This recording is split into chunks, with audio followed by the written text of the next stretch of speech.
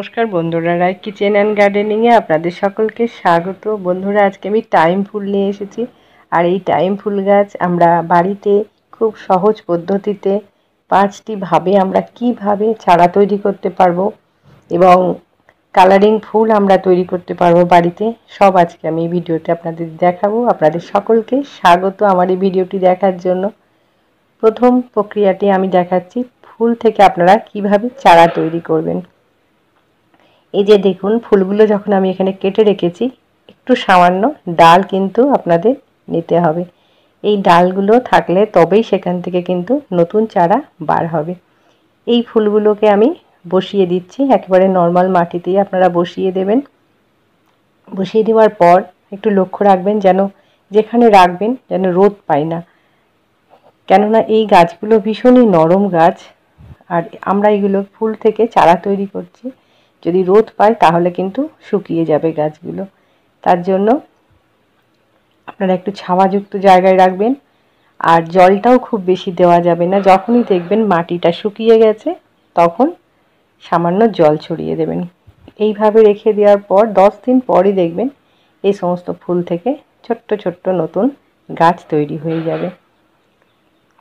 এইভাবেও কিন্তু এই ফুল থেকে চারা তৈরি করা যায়। এটা একটি এমনই গাছ যেভাবে আপনি তৈরি করবেন সেইভাবেই কিন্তু নতুন চারা তৈরি হয়ে যাবে। আমি দ্বিতীয় আরেকটি দেখাচ্ছি প্রসেস, সেটা বীজ থেকে আমরা কিভাবে চারা তৈরি করব। সেটাও কিন্তু খুব সহজভাবেই তৈরি করা যায়। গাছটা যখন দেখবেন ফুলগুলো শুকিয়ে আসছে, সেখানে এক ধরনের ফল হয় ছোট্ট ছোট্ট, আর সেই ফলের দানার মধ্যেই অজস্র কিন্তু বীজ থাকে। এইগুলোকে আপনারা শুকিয়ে ভালো করে একটা কৌটোয় ভরে রেখে দেবেন। এপ্রিল মে মাসে এই বীজগুলো ছড়িয়ে দেবেন, তাহলেই দেখবেন নতুন নতুন চারা আপনার অনেক অনেক চারা বেরিয়ে যাবে।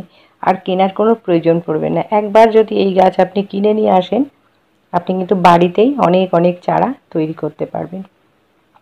এইভাবে মাটিতে বীজগুলো ছড়িয়ে একটু রেখে দেবেন। এটাও কিন্তু আপনার 15 দিনের মধ্যেই দেখবেন চারাগুলো বেশ বড় হয়ে যাবে এবং সেখানে কিন্তু অনেক অনেক গাছ বেরিয়ে যাবে। এইভাবে শিকড়ও হয়ে গেছে, আমি সেটাও কিন্তু আপনাদের দেখিয়ে দিচ্ছি। নতুন গাছ তৈরি হয়ে গেছে। আমি আরেকভাবে দেখাবো, সেটাও কিন্তু খুব সহজভাবেই নতুন চারা তৈরি করা যায়। আমি ডাল কেটে এখানে হয়তো 2টো ডাল কিনে নিয়ে এসেছেন, সেখান থেকে আপনি চাইছেন টব ভর্তি গাছটা কিভাবে তৈরি করব। খুব সহজভাবেই তৈরি করতে পারবেন। এই যে 2-3টে ডাল কিনে নিয়ে আসবেন, সেখান থেকে প্রথমে আপনারা না বসিয়ে যতগুলো ডাল কাটা যায় কাঁচি দিয়ে আপনারা ছোট ছোট কেটে নেবেন। কেটে নেওয়ার পর টবে আপনারা বসিয়ে দেবেন। সেখানে দেখবেন আপনার একেবারে টব ভর্তি হয়ে গাছ হয়ে যাবে। আর যত এই গাছ ঝাড় হবে তত কিন্তু ফুলটা আমরা বেশি পাবো। এইভাবে আপনারা বসিয়ে একটু জল দিয়ে এগুলো যখনই এই সমস্ত চারা গাছ তৈরি করবেন ডাল কেটে, সেটা কিন্তু আপনাদের লক্ষ্য রাখতে হবে একটু ছাওয়াযুক্ত জায়গায় রাখতে হবে।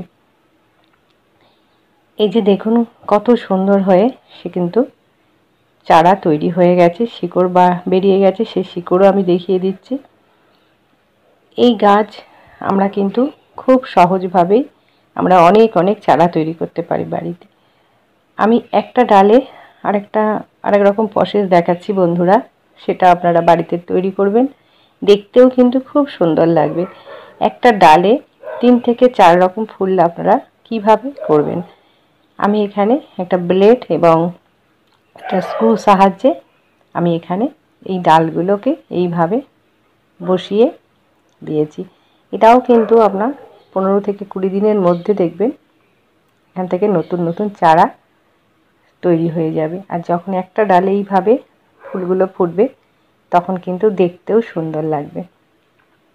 খুব সহজভাবেই আমি কিন্তু দেখাচ্ছি, আপনারা বাড়িতে এইভাবে তৈরি করবেন নতুন নতুন চারা, সেটা কিন্তু দেখতেও খুব সুন্দর লাগবে। আমি আরেকভাবে আপনাদের দেখাচ্ছি, সেটা পরাগ মিলনের মধ্যে দিয়ে আমরা যে ফুলগুলো কিনে নিয়ে আসি অনেক সময়, একটা ফুলের মধ্যে দেখি 2-3টে কালার। সেটা কিভাবে হয় হয়তো বুঝতে পারি না, নার্সারিতে কিভাবে তারা তৈরি করে। কিছুই না, পরাগ মিলনের মধ্যে দিয়ে কিন্তু এই যে ফুলের কালারগুলো আলাদা হয় সেটা তারা তৈরি করে। আমি এখানে গোলাপি কালারের ফুল নিয়েছি, আর সেই ফুলটাতে আমি সাদা এবং পিঙ্কের যে পরাগ মিলন হচ্ছে তার জন্য এখানে যে ফুলটা কালারটা হয়েছে সাদা এবং গোলাপি, এই কালারটা আপনারা তৈরি করতে পারবেন বাড়িতে। এইভাবে আপনারা গাছ তৈরি করুন। নমস্কার।